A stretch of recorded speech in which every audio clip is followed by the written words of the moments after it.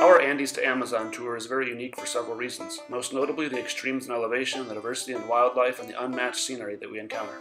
As soon as you step off your plane in Santa Cruz on Sunday, your tour begins with us. We will personally be waiting to pick you up with a clearly marked sign. Just a few miles down the road, we'll spend the night at a nice hotel in downtown Santa Cruz where you can rest from your travels and even take a swim. Monday morning after breakfast and a good night's sleep, we'll drive to our hilltop cabins above the town of El Torno to drop off our luggage. From there, it's down to our base to get acquainted with our bikes, gear up, and set off on our first adventure out into the beautiful Santa Cruz countryside. Less than 5 minutes into our expedition, we'll cross a hanging bridge over the Piraí River. We're going up into the Amboro National Park, and on our way we'll cross around 30 streams and pass through several small communities surrounded by large citrus groves. Our destination is a place called El Jardín de las Delicias, where we'll get a chance to experience a series of breathtaking and little-known waterfalls, and even rappelled on one of them before making our way back to El Torno for supper and a briefing.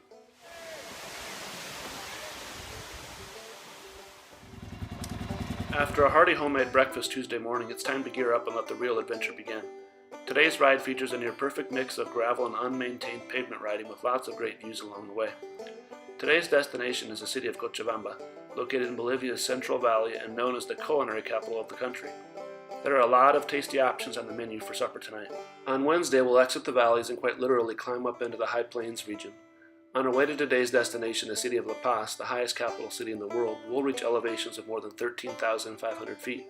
After checking into tonight's hotel, which coincidentally served as the former residence of one of Bolivia's past presidents, we'll walk a few blocks to check out the modern-day presidential palace on our way to supper. Thursday is an adventure rider's dream come true. We'll pull out of La Paz and keep right on climbing until we reach the highest elevation on this tour. When we reach the pass's summit at an elevation of nearly 15,500 feet, expect it to be chilly, so make sure to have your cold weather gear handy. After reaching the summit, we'll begin our rapid descent down towards the Amazon region. Along the way, we'll traverse the infamous Death Road with its sheer cliffs and amazing views. Then we'll stop along the way for lunch before doing some zip lining out over the beautiful valley below.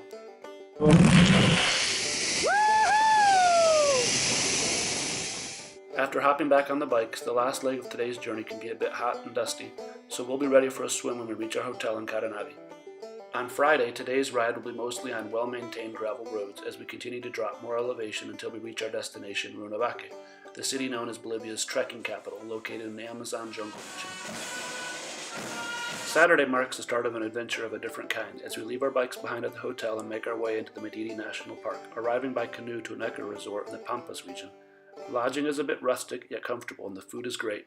This is one of the best places in Bolivia for wildlife spotting, so keep your camera at the ready.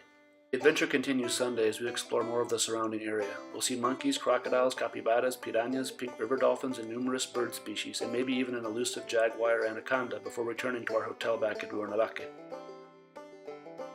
Monday we'll put our endurance and our off-road skills to the test as the road conditions deteriorate as we cross the plains. On our way to today's final destination, the small town of San Ignacio de Mojos, we'll see a lot of cattle as we ride through the ruts and bull dust. Tuesday, we ride less miles than we rode yesterday as we march on toward our destination, Trinidad, the capital city of the Beni department. But the miles that we do ride will include plenty of adventure. Along the way, we'll need to ferry our bikes across the Mamoré River and then be challenged with getting them up the steep dirt bank on the other side. The fun's not over yet. Before heading to our hotel to unwind and take a swim, we've got a couple other activities planned.